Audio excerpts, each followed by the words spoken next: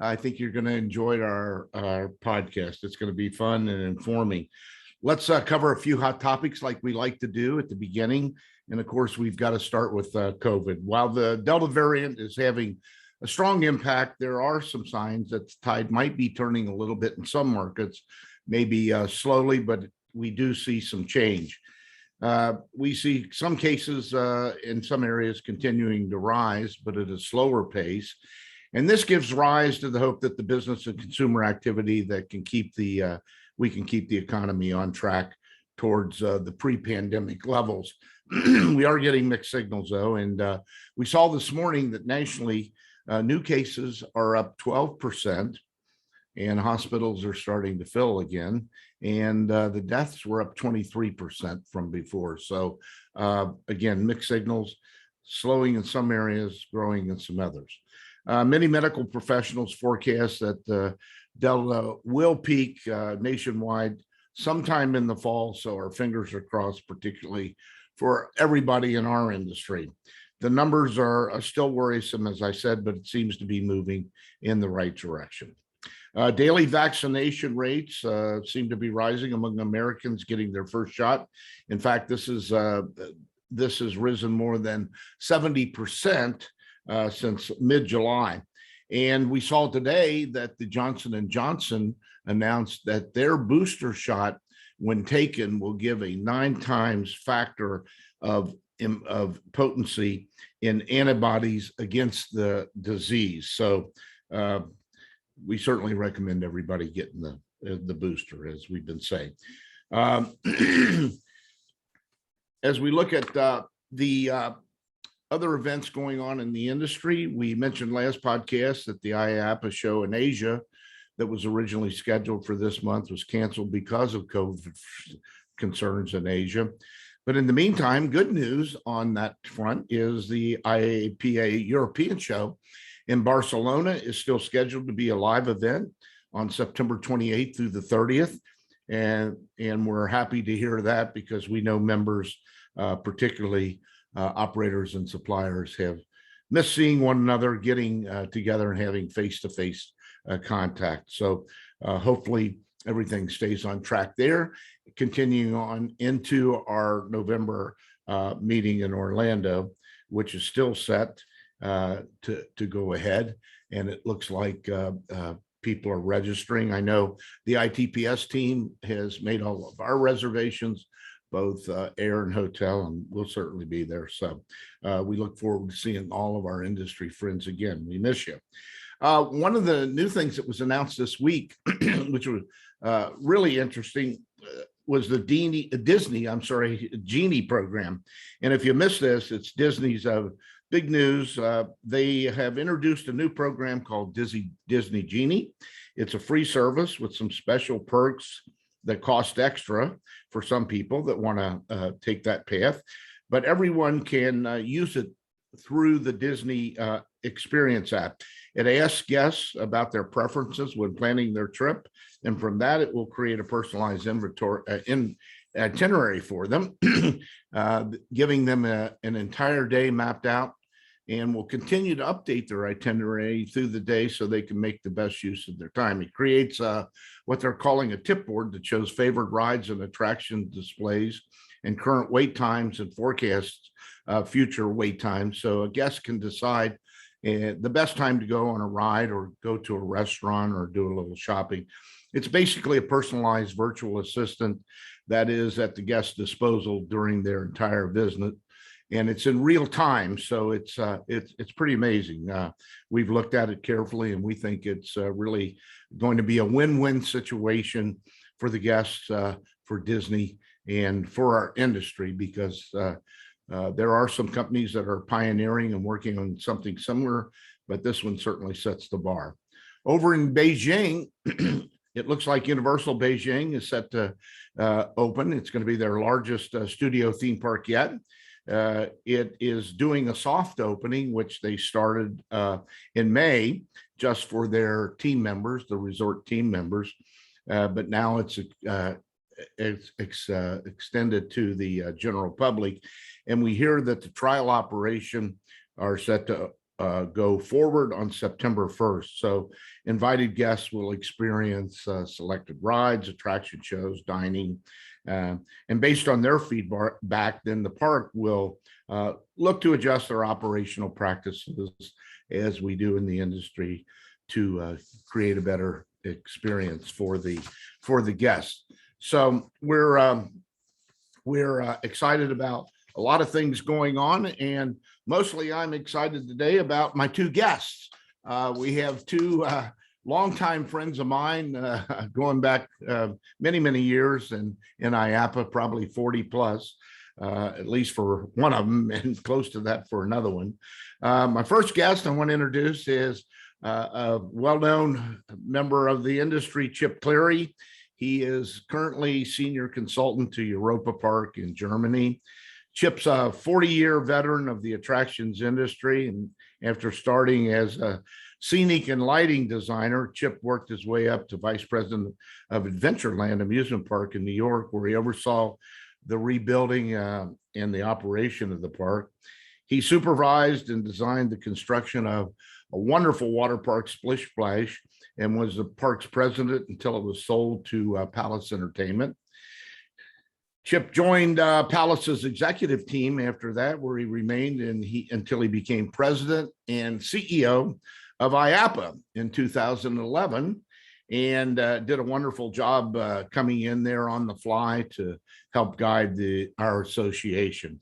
He's been very active in IAAPA, having also served on just about every committee, including government relations, safety, trade show advisory.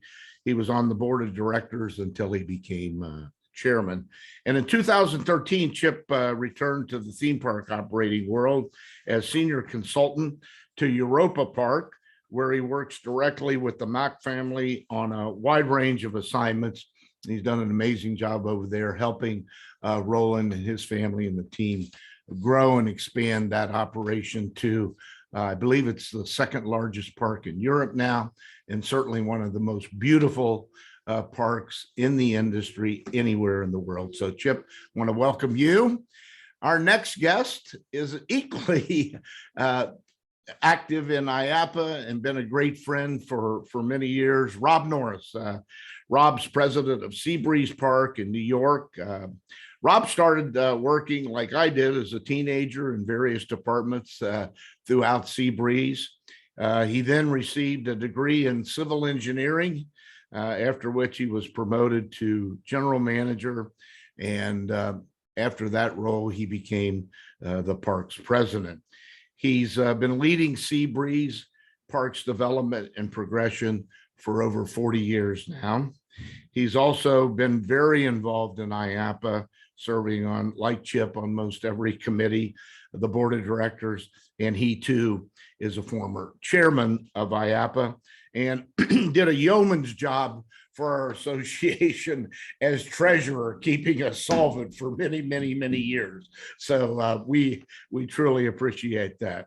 He's always been highly instrumental in leading legislative activity and efforts up in New England, and particularly in New York, for over 30 years. So guys, welcome to I'm for Fun. Told you when I first started these podcasts, I wanted to get you two guys on. Incidentally, for the viewers and listeners, Rob and Chip are longtime friends, going way back, best friends, I would say.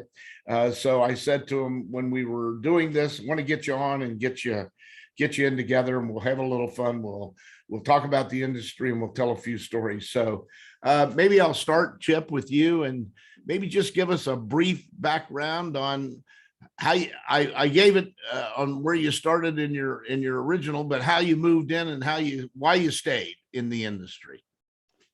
Well, this is every day is Christmas, in this industry, or Hanukkah or Kwanzaa or whatever you celebrate. Festivus. We give people presents, we make people happy, we create memories for a lifetime, the whole 9 yards. So I think it's one of the same story many of us in the industry have. You get bitten by the bug, the bug gets in you and you want more and you try to do more. And I've been so blessed with my career early on with the Gentili family at Adventureland, and now in the last 9 years, 9.5 years at Mack, with the Mack family at Europa-Park. That's wonderful. Rob, how about you? Yeah, well, like you say, I started out as a youngster here, and we're a historical family in the industry, and I think we're maybe one of the oldest families outside of the Mack family, which is kind of interesting. We're both here today, because our family started building carousels in 1876 in Philadelphia, and we operated carousels around the country, and even the first ride at Blackpool was one of our carousels. So it's in our blood. We're been here for a long time, but we're starting to transition to the next generation, which is the sixth generation, and we got a little granddaughter that's the seventh generation. So certainly have steeped history here. That sounds like you might stay. Yeah, but in the near future. 7 generations. Well, it's been if you've watched some of our previous podcasts, you've heard me discuss with the guest, and it's been a very popular feature for our viewers and listeners, just to get the take of the guest on what COVID, how it's impacted you, not only negative, but what you've learned. And Rob, let me start with you on that one, and then Chip, I'll come over to you. Rob, you and I've talked many times during the last year and a half, and some of those stories I think are really interesting. Yeah, well, New York, where Seabreeze is located, was one of the maybe 3 or 4 states that did not open at all in last year, and it was certainly a challenging year, and that we got very little direction from our governor, our ex-governor, and it was very troubling, because all the parks got ready. I mean, we were ready in the early June, and we were slated, and we were actually, documented. We were supposed to be able to open up in the middle of June. Yeah. So we had all the flowers planted, everybody hired, the water's in the pools, everything was ready to go. And then it was week to week delay. So we were getting delayed. Everybody's ready. We're making schedules every week, and then never got to open.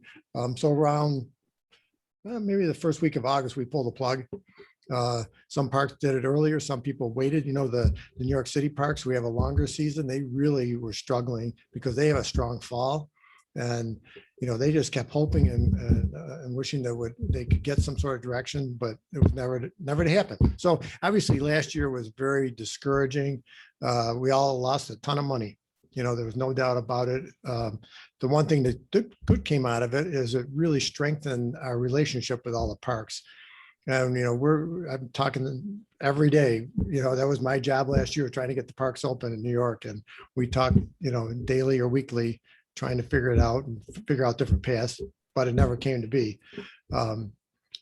So throughout the winter, we decided, well, about November, let's not push the state anymore, because we don't want them to come up with things that make it so impossible to open. Yeah. So we said, let's fade back a little bit. And then we started pushing again in maybe February, and we started to see some progress, acknowledgement that, we were certainly an important segment of the tourism industry, and we're outdoors. We kept on, impressing that. So we started to make some progress, but realistically, we never really got a go ahead till middle of March, maybe. So everybody was ready to go. We were doing our hiring. It was a little, difficult for certainly the downstate New York City parks who open up Easter Sunday. I think they were delayed a week or two. Yeah. Fortunately for the upstate parks and the bulk of our seasons, COVID started really dropping in New York. Obviously, New York was hit very hard very early on, but the rates really dropped. So as the spring progressed, we certainly got the more and more restrictions were dropped. So we started out all the parks with capacity constraints. So we all had online reservations and that whole 9 yards, spent a ton of money getting that ready. That lasted for about a month. They dropped that, the capacity restraints, and then they dropped the total masking requirements.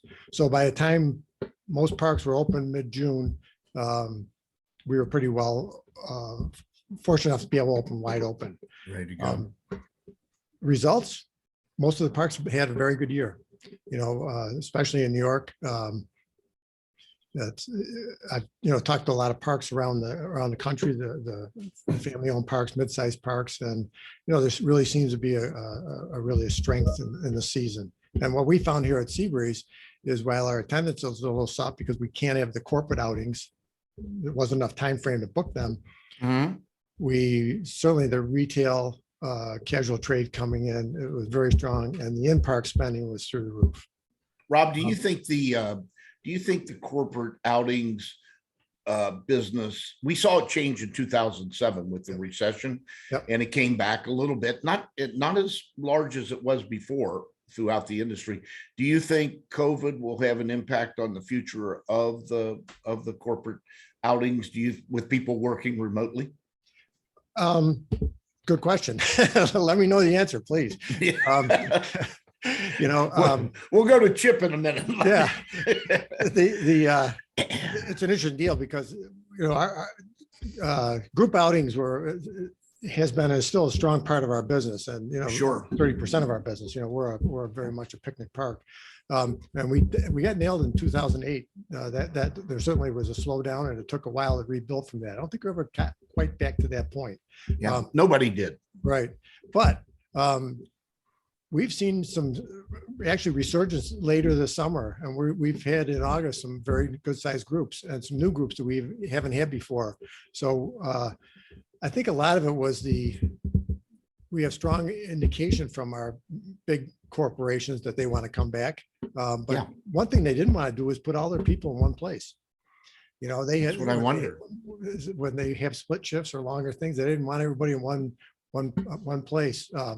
But we are seeing, because we're outdoors, they can get their people together. And we had a really big event over the last couple of weeks. One of the big universities had an event here, and they were just thrilled. And they already signed up for next year because they can reward their people. I think that's the one thing that is a good positive for us with the tight labor markets and through all industries. Yeah. People have to do things for their employees. They have to respect their employees. So I think that this is one of the very inexpensive rewards they can do as a morale builder for the young families that work at these places. We're hoping that will entice them to come back. The other Chip, big one other thing, Go ahead. we didn't have was summer camps. And that's hurt a lot of the Northeast parks because that's a good weekday business. Sure. Fills in, and they weren't here. And we talked to them, and most of them, they said, we're not going to rest our summers putting kids on buses and traveling. We're going to just keep our heads down, just keep in business. So it's we amazing think how they will these come. little pockets can affect you in so many we think they'll ways. come back. We think they'll come back next year. Yeah, because summer camps are, I mean, that's part of our family. Chip, Roland was on early on, and we heard from him about kind of how things were moving, and same thing, the flowers were planted, the park was ready. What's been the experience over in Europa, and what have you talked about with the other people over in Europe? Well, I think that most of what Rob said you could apply with a paintbrush, but now you have to customize it to your particular area. Our park is located right on the border of France, Germany, and Switzerland. We're in Germany, but we're right on the border. So now you're introducing borders into the context, and each government was, even though there's the EU, was not necessarily in lockstep. The kind of local government took over for the health regulations and stuff. So we have it's somewhere in the range of 4,000 employees between the hotels and the 6 hotels and the parks and everything at any one time, and sometimes more in the height of the summer. But it quickly became a task of that Europe is not quite, until recently, it's caught up now and in some cases surpassed the vaccine levels here, but we got a slower start, as Roland said at the beginning. And so up until a month ago, we still had to have a test to come into the park or parks. Now that went away for 3 or 4 weeks. But Did they present a card, Chip, or did they test there was there? a variety of things. You could prove you had it, or if you couldn't prove, then you had to get an on-site or a test at your local testing station. But that was very much of a drag on the industry because, at least for us, because people, oh my goodness, now I have to pay for a test for each family member and all that. It went away for 3 or 4 weeks, and now it just came back again. Okay. When did that come back? Oh, I'd say last week, sometime last week. Wow. Yeah. And so our attendance has been we're still regulated, you know, so I can't speak for every park in Europe because every country has a different thing going on. But in Germany, where we are, we're still regulated how many people we can have a day. And we're still regulated to try to encourage masking and all the different things that protocols are out there. But even with that, coming back to what Rob was saying, our attendance, whatever tickets we have, sell very, very well. I'll say that very, very well. And the new water park has been received, Rulantica, tremendously and has had a great run this summer. But again, it's at a restricted number. Okay. The temp, you know, but you can have like Andreas Andersen up at Liseberg. They got a much later start than we did. So, you know, we were open last year, we were closed, we were open. It's gone back and forth. So it's been very much of a mixed bag, but we're not, obviously, just to be open is great. And we're very happy that we're doing it and we're making a lot of people happy and the business is moving. But you really see, to my eye in this whole thing, there's I don't know if you want to call it a very fast evolution or a revolution going on. You see people introducing new programs, taking chances they never would have had with their front gate. We know some people, Rob, one of them, and some other friends of ours that actually switched to a front gate instead of kind of pay as you go or stuff like that. And these are big steps. And so there's a lot of this going on in the industry. So this revolution, evolution that's going on, I think is going to is pulling forward things that might have happened in 2025, 2027. And people are just saying, well, we're in this digital world, let's pull it forward and try it now. And it's the best time ever to try things. Yeah. You know, it's the best time ever because you could really try something and 90% of your guests are going to just say, okay, all right, well, maybe we like it, maybe we don't like it, but we want to come. And so you really get instant feedback in there. But other issues that in Europe, labor is tough. Same as USA? Yeah, you know, I said to you, I saw a thing, I think Ken Whiting posted it on his LinkedIn thing yesterday that says the whole world has labor shortages. This was a sign on a window in a park. And it said, I showed up today, be nice to me. Yeah. And this is everybody I talk to in Europe has this same issue. You know, there's enough labor to get it going and move it along, but there's not that extra crowd that you have that you need to do that. So that's a change. I think also, you know, obviously the Mack Corporation also owns Mack Rides.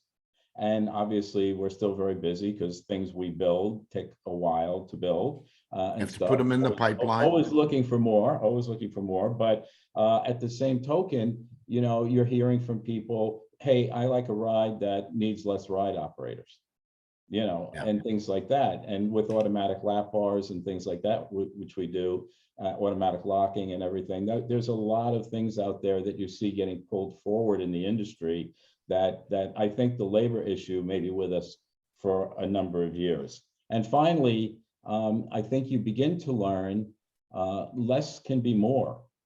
And what I say and what I mean with less can be more, you know, we all would love in the early days of the business, Dennis, right? There was nothing better than a Saturday where you had, you know, 50,000 people and the place was packed and you really felt it. But then you realize, well, your per caps can go down in food and beverage and, you know, they can't keep up with the food and the guest experience might not be as good as at a 35,000 person day. And so I see this trend really developing where people are saying, look, I'm going to charge a little more and I'm being limited by how many guests I can bring in some cases already by the whole, you know, social distancing and everything. And so when you put that all together, I think there's going to be an awful lot this winter for the industry to digest, talk about, and see what worked, what's a great idea, what didn't work, and then how do we come into 2022 if you're in that. I think it's going to give us a great opportunity at the next few IAAPAs to have some really interesting roundtables that are really interesting and full of information and facts. Rob, Chip, we're getting questions coming in, so I'm going to hit you with a couple here. Rob, this one's for you. It says, hold on just a minute, where'd it go? It says, you mentioned earlier, Rob, about family parks in the U.S. What's your outlook for the family parks? And if you had to give us a rough guess, how many would be left as truly family parks? Because we know I'm commenting now, we know we had the big roll up back in the 90s of a lot of the parks. Good question. That's from Paula. Okay. I think there's kind of a, we kind of have a network of family-owned parks, and a lot of us talk, and see how things are going. Currently everybody I've talked to, they're still want to keep it going as a family business. But, occasionally someone doesn't have the opportunity to pass it on to the next generation or the interest there. So, we'll see what happens. This is, we talk about in our family that, we've been at it for 40 years, and we a lot of sweat equity and a lot of challenges when we started, but boy, running a park today is so much more complicated than it was 40 years ago. And, the next generation has to really make a decision on whether they can handle those challenges and get the right help in and get the right advice to move forward. But I think there's still a great place for the family-owned parks. How many would you guess, Rob, still out there? I mean, I don't know. It depends, because they go all the way down to FECs, so, but the mid-sized parks. the Seabreezes, the Lagoons, the Knobles. There's 20 or 30 of them out there, I think. Think so? Yeah. And, it's great because we swap a lot of ideas, and I think that's a great strength of ours. Sure. Is be able to find what are the best practices for parks our size. But we also swap a lot of ideas with the theme parks too. So that's what's so great about our industry. Yeah. I think but if I could just hop in on that though. Europe is almost the exact opposite. We still have, I would say, I can't give you empirical evidence, but the majority of parks, a lot of them are family owned in Europe. You still see that. We have some chains in Europe, and they're good ones and nice ones and all that, but you still see, I could just think off the top of my head of 20 Amanda's Park and the Mack's Park and all the different ones in the region around us. There are a lot of family-owned attractions still in Europe. So it's the consolidation that happened in the States back in the 90s came a little bit over there, but it's not quite as much as here. Prolific. Here's a question from a good friend of ours, both of yours, Rick Hunter over at ProSlide. He said, Chip, Rob, you've been immersed and participated lifelong in this incredible amusement industry, working and participating as visionaries for 50 to 70 years. He says, as leaders in the industry and past chairman of IAAPA, you've seen the most prolific and incredible growth and transformation of parks over the world during your lifetimes. And with all your experience, please give us your insight on what your thinking is on the future evolution of water parks, amusement parks, and both of you as entrepreneurs, if you started over again today with a greenfield in a great market, what would you build? So what's the evolution? Where would you go? What have you seen that has with your experience that you think is really popping? Rob, you go first? Okay. I would say that the future is super, super bright. I mean, there's super bright. People love, the digitalization of many companies has created winners and losers. I have friends that had great business before the pandemic, and now their business has been damaged because of that. Then I have friends that have very digital businesses, and they've never seen so much business in their life.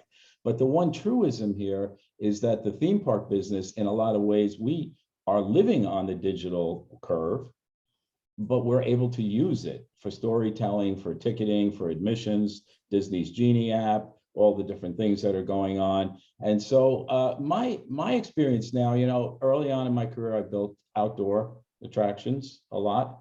And now Rulantica, which we just finished a year ago, the phase 1, and we did phase 2 already with ProSlide. There you go, Rick and Jeff. But we did an outdoor section. But I see on my side the opportunity for more and more hybrid water parks that are indoor and outdoor. Okay, that you can still be open year-round, because you bet the farm, we all know, Rob and I have been on the phone for 40 years together. You bet the farm on the weather in 90 days in the water park industry. And some years it's perfect and it's the greatest thing you ever saw. And then the next year you're fighting the rain or fighting or whatever. So the hybrid model to me of indoor outdoor with the water park seems to work very nicely. Rulantic is open 363 days a year. We have a big new area outside. We have a very big inside. We have a very themed environment. I think theming in the industry and storytelling will always be part of the fun. And so I see a very, very bright future for all of us. What do you think, Rob? Yeah, you know, what's interesting is you go through this pandemic and your baseline is just upset. You have no idea what's the future going to bring. Yeah. And then we open up this summer and we're crushed, and people want to get out and they do want to socialize. They do want to be around other people. And I think that's what bodes well for our industry is everybody doesn't want to just work on a computer in their own homes. They want to get out. And I think the outdoor environment is also important, certainly for us, that, you know, especially with the water park, it's just this great environment. And I think that bodes well for our industry. You know, we keep on, you know, everything gets simulators and all that, whatever is happening, the next thing, people still want to be around other people. And I think that certainly is important, but I'm not sure what markets are still available, you know, where there's holes, you know, that's going to be the interesting thing. You know, you see a lot of municipalities putting small attractions in and small water parks. I mean, you look in the PTS newsletter. I mean, it seems like every week there's another, you know, municipal thing getting put in. So I think there's a lot of demand out there for it. And then, but someone obviously has to take the risk to put in a full greenfield site in to start from scratch. You know, as Chip mentioned, I think one of the things is this labor issue. You know, we may be discussing that later, but you know, in building the parks, you got to make sure there's a good enough labor market available. That if you're building out in a cornfield, you know, 30 miles from a metropolitan area, you still have to be able to get the people there to operate it.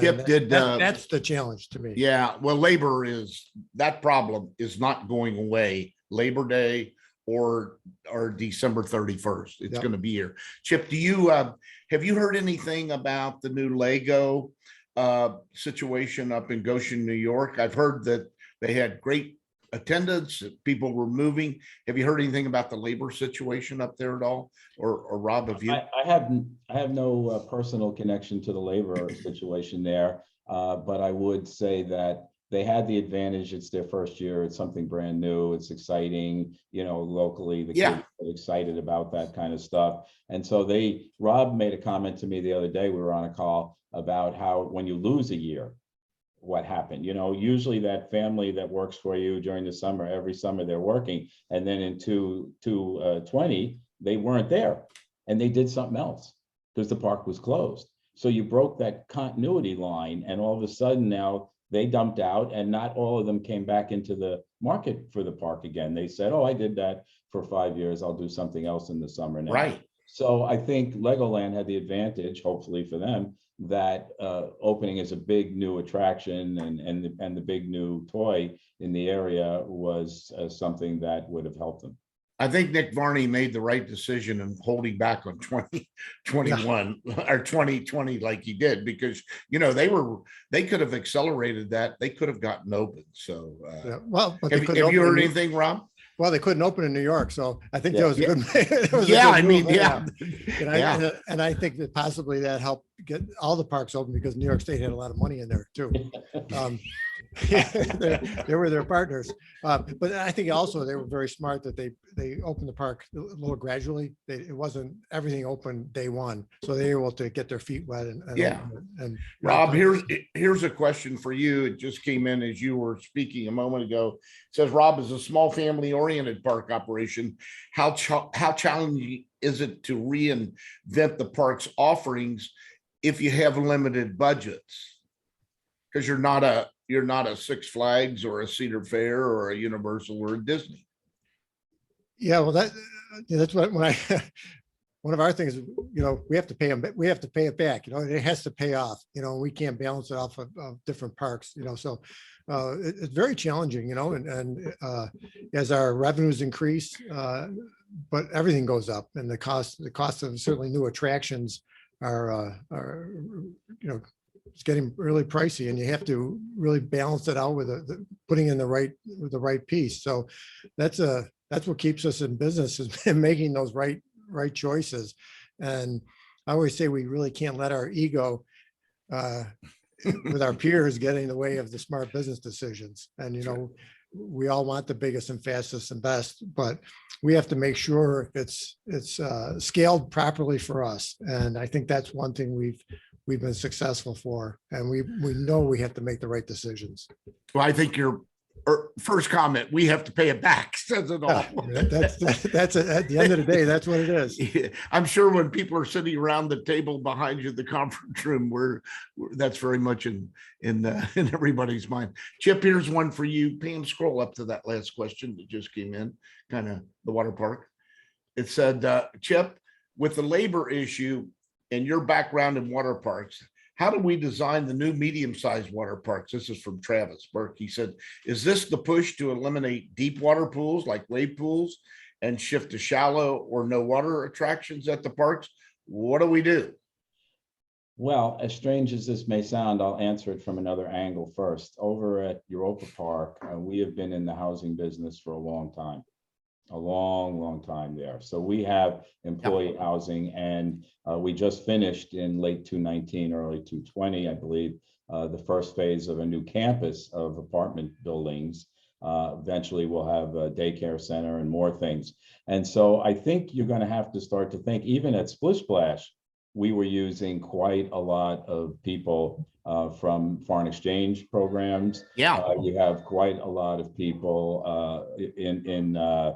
down our friends in Wildwood, the Morris, you know, they have quite a lot of people. And so I would first say to you, depending on your market, depending on what you're going to do, you might want to look into how you can do some housing, because I think you always need that core of extra people, especially when you have a park where you might be seasonal, and the last 2 weeks of the season, you lose all of the college kids. They're all gone.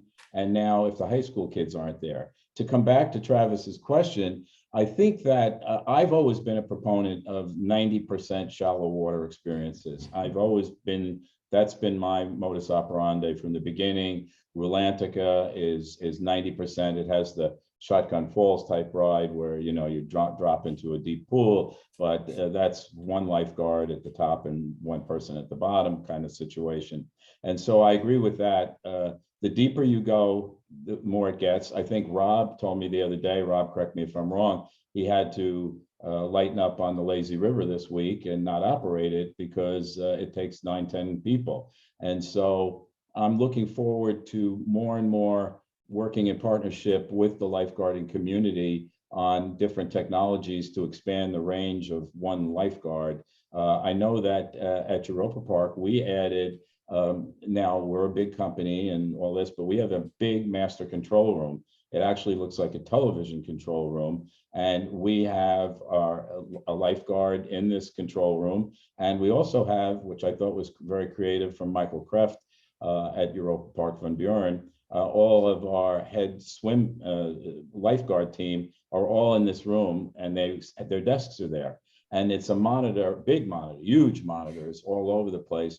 And we're, as another value added situation, we're looking at it from a different angle with TV cameras and able to look at his situations and quickly communicate a much higher view looking down. So you have your on attraction people, but you have a group viewing and communicating with them. Yes, yes. And that's another trend that I really believe in will come more in the future, you know, that you're going to have ways to use technology to balance it. But some housing, some stay mostly with low water experiences and look for the future and other things to help you expand the range of the lifeguards in a safe manner. Guys, I'm going to keep us moving because we got more questions than we've got time. Okay. This comes from a person you probably are not familiar with, Sarah Shea. She said, I have a question for both of you guys, as I'd like to hear from a US and a European perspective. I saw news yesterday that the state of Oregon announced that they're going to require masks outdoor in the crowded public spaces. The article mentions concerts, athletic games, all public places that bring people together. How do you think this news will impact our industry? You think it's state by state, or do you think it's going to be national? Start with you, Rob. Well, I certainly hope it's state by state. You know, I think that it's not really founded on good science. You know, I think that politics, maybe. Yeah, I think so. I think there's a little bit in there. You know, I don't really know, but you know, the CDC is really adamant about the lower risk of outdoor.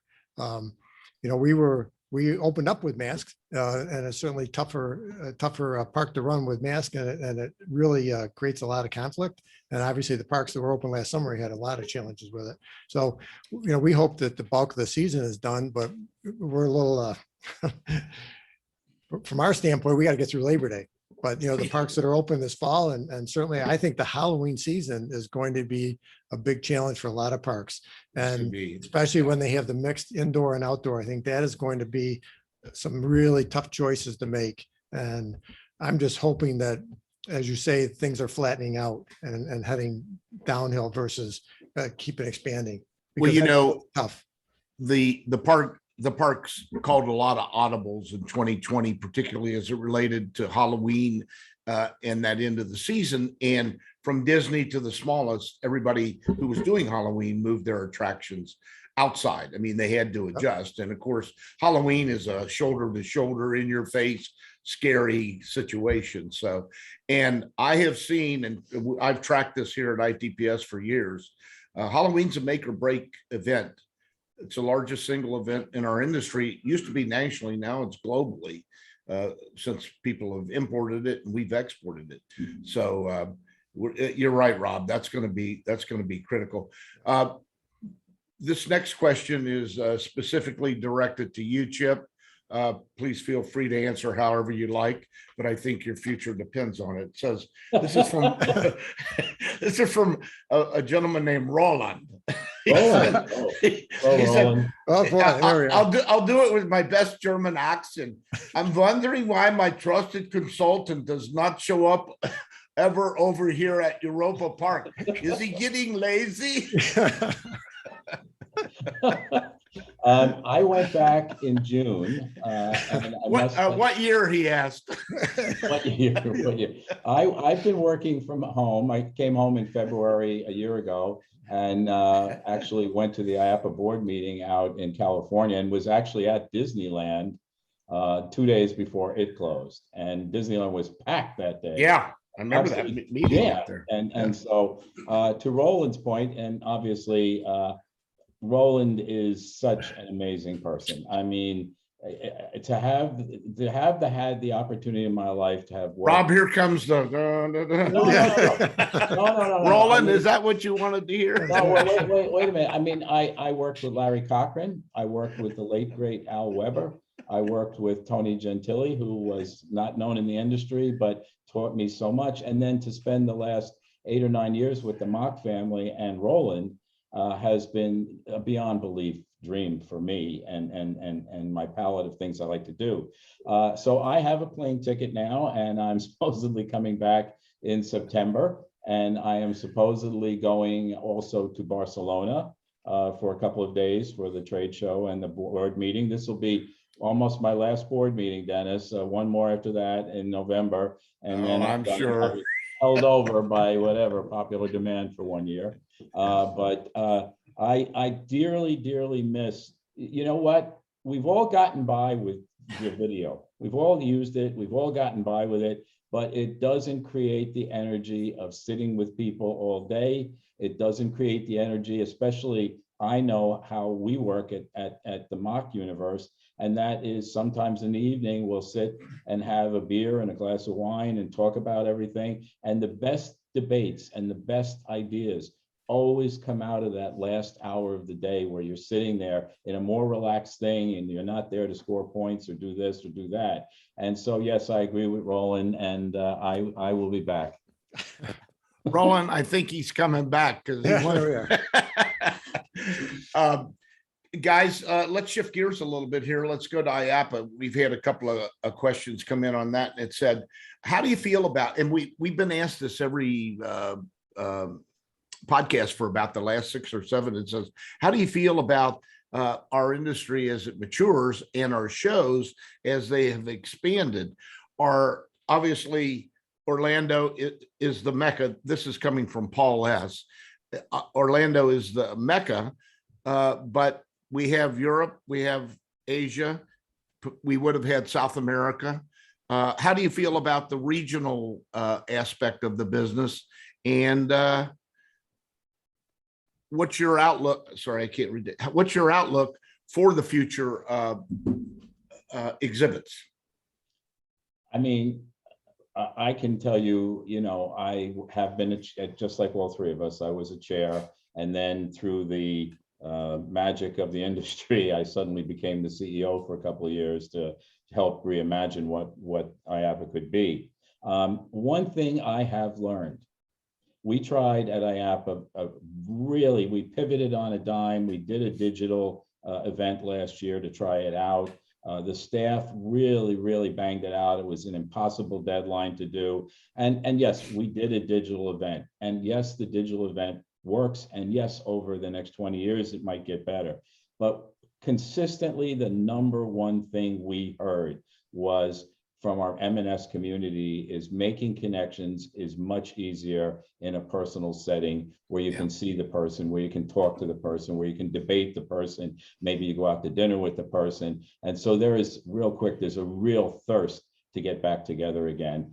So I think we're going to be fine. And is it going to be bumpy this year? It could be, but we'll be fine. You know, I think one of the other things is when most of the research we've done, IAAPA has done, you know, what do people want? And, you know, certainly creating that marketplace is a big one.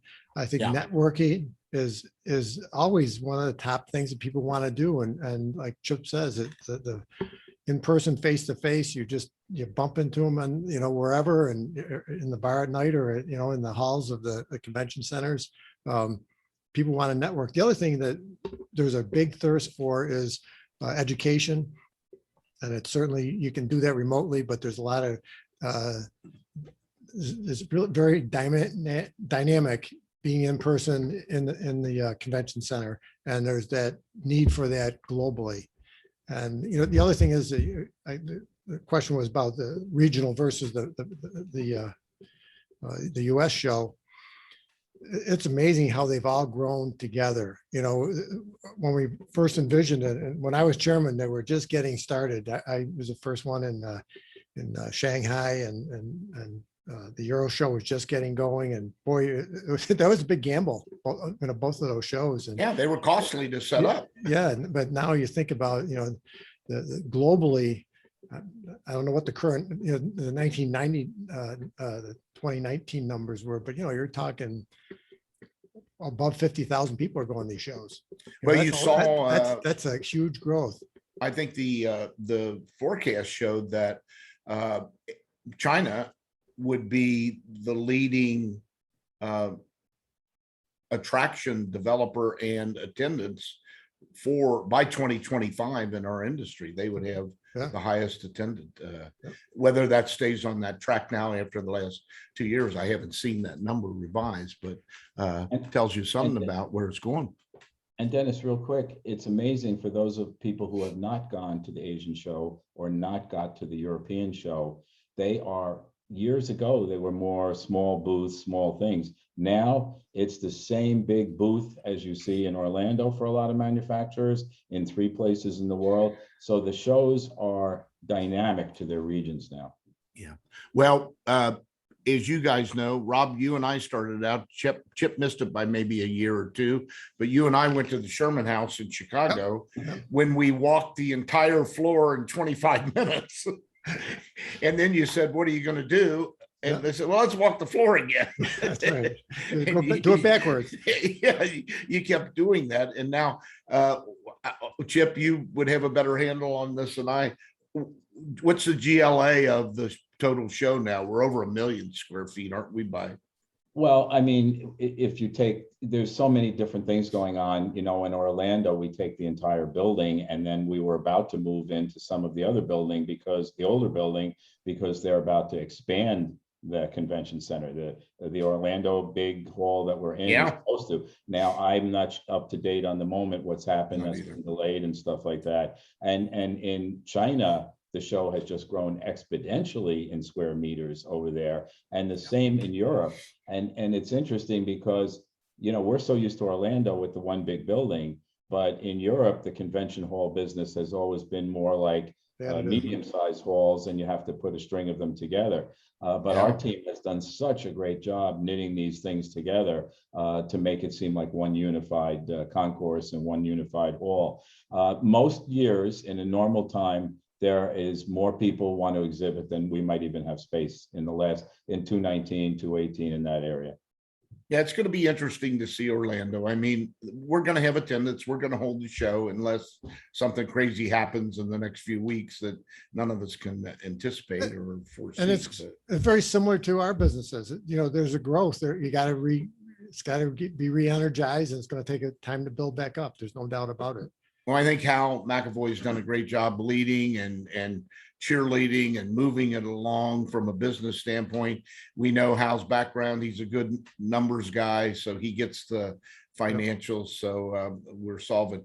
Another question among many, but I'll read this one. It's from Francine Gonzalez. She said, hey guys, what role do the regional associations play in supporting your parks? She says, how does IAAPA play a role in working with regional associations to support you?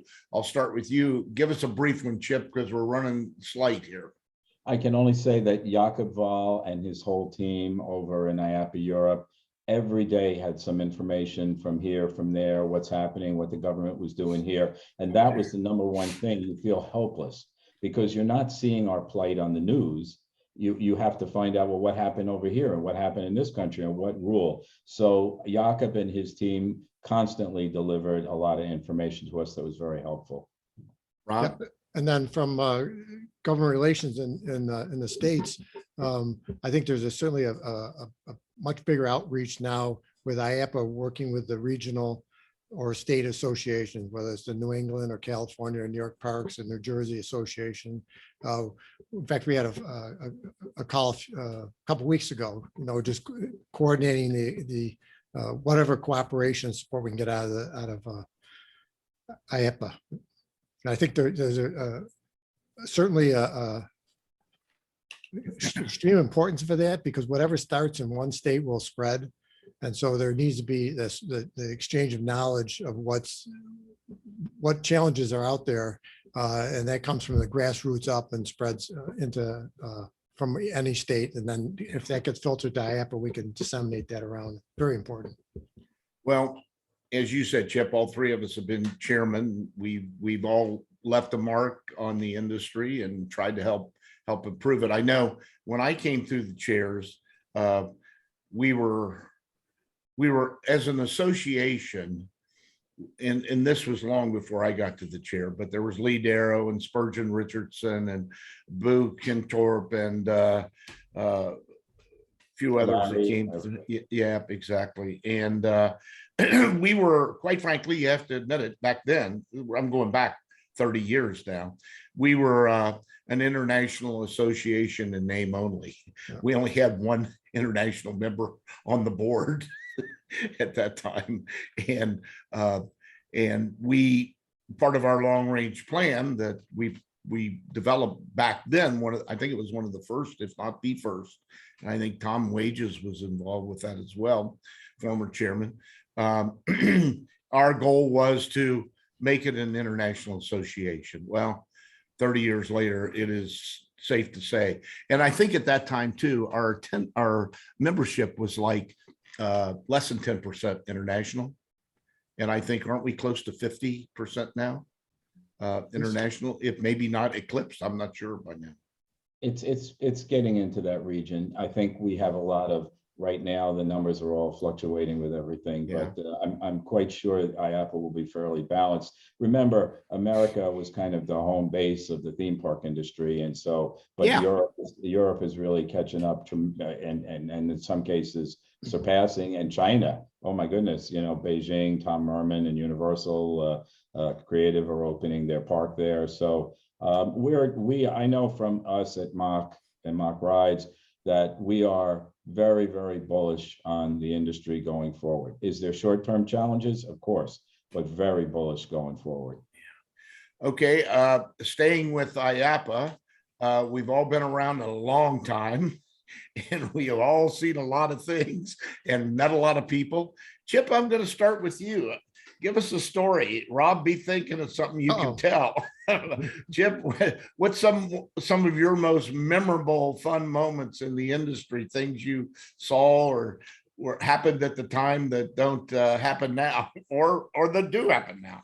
Well, I would have to say two things. First, IAAPA gave me and my wife, Catherine, who has been my partner in this whole thing, the ability to go places in the world that I could never believe.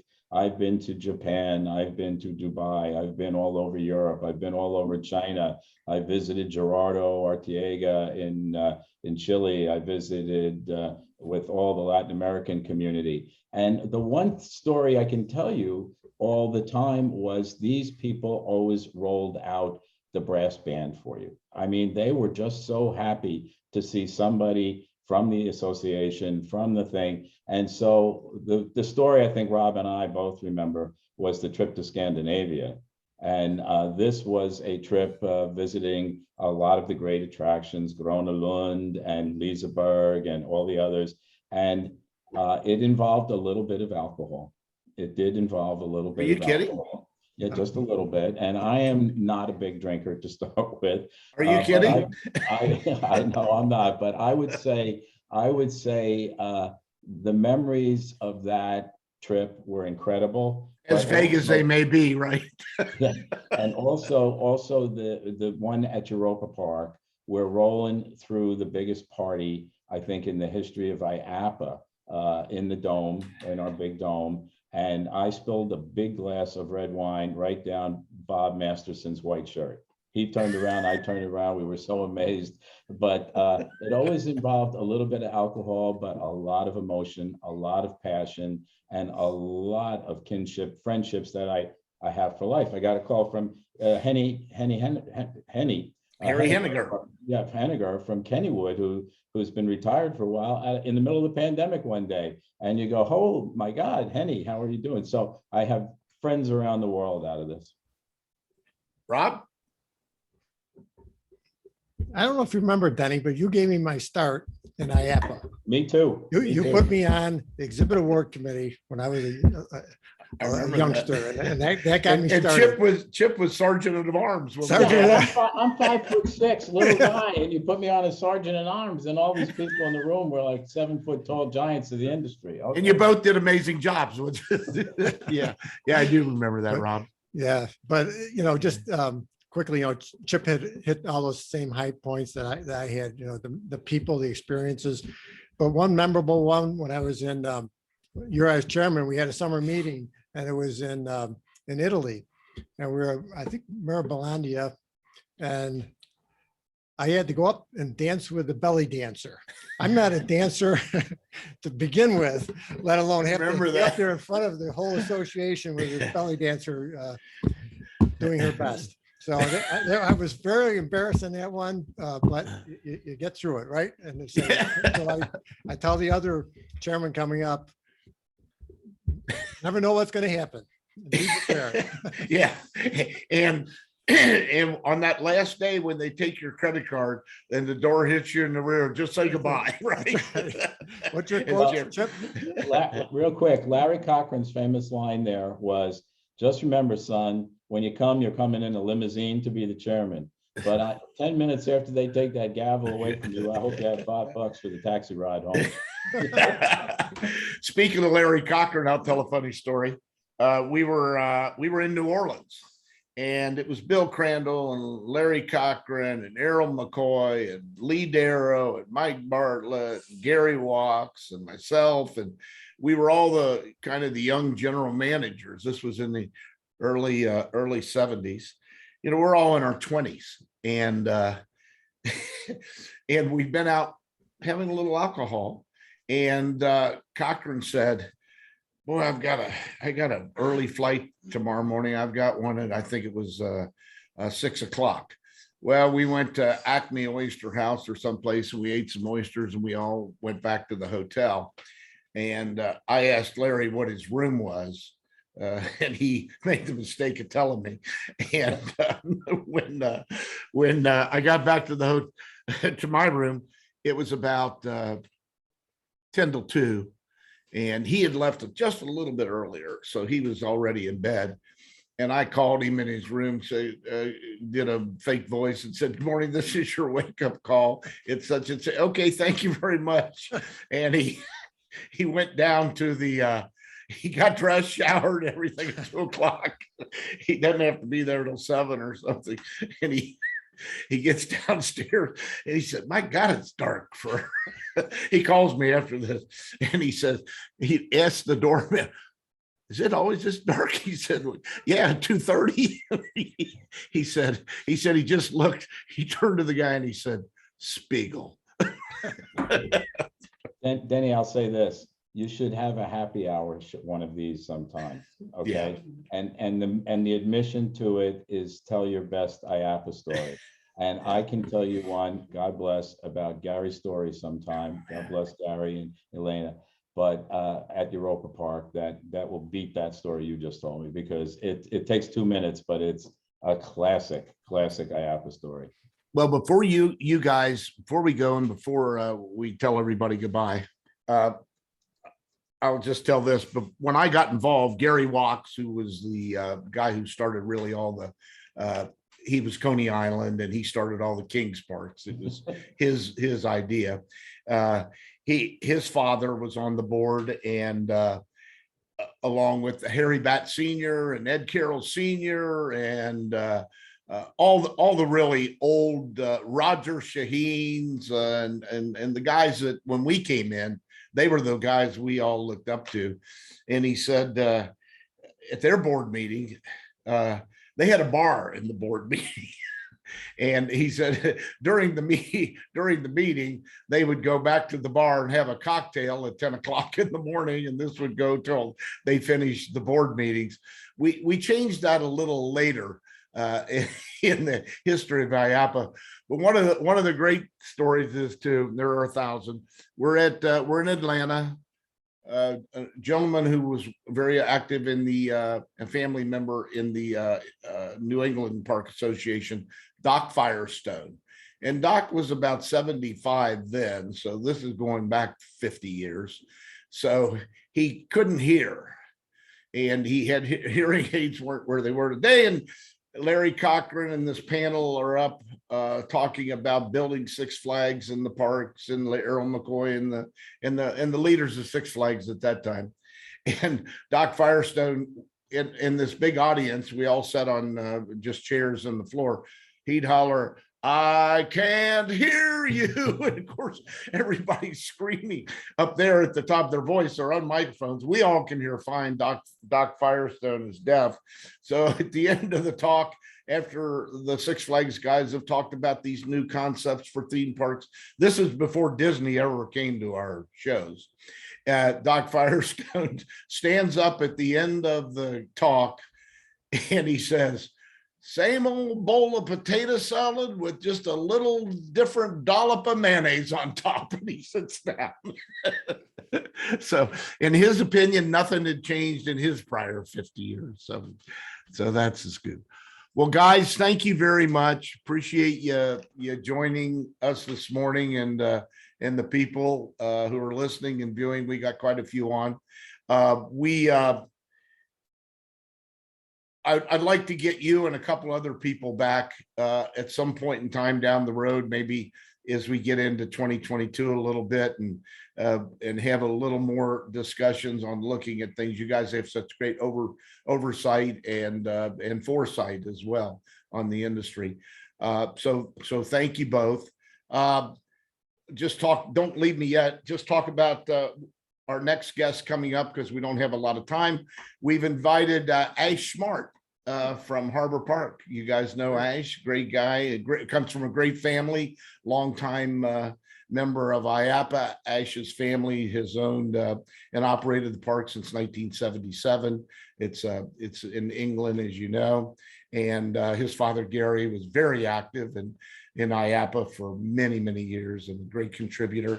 And Ash and his brother and family, they still participate, and Ash is on the board actually of IAAPA. So we're going to hear about parks in Great Britain and over in Europe too, some of the smaller parks. So we're looking forward to that. We've got 4 or 5 more people, interesting people lined up that we'll be talking about over the next couple of weeks. We'll be putting that out in our ITPS Daily News. I always like to say at the end, if we don't have fun, how can we sell fun? And the other thing is, I always say, and I think I'll put this on the tombstone, we're not here for a long time, we're here for a good time. And 3 of us have certainly enjoyed that and had a wonderful time in the industry. So we all know we work in a great industry. We don't put smoke and pollute the skies, and we don't put pollution in the streams and rivers. What we really do at the end of the day is we put smiles on people's faces, and we make great memories that last a lifetime. So Chip, thank you very much. I really appreciate it. Rob, thank you very much. Tell Deborah, George, the gang, I said hello. Okay, you tell Kathy I said hi, Chip. And Roland, if you're still there, we think he's coming back. So, he keeps blushing, Rob. Look at him. No, right. Put him on the spot.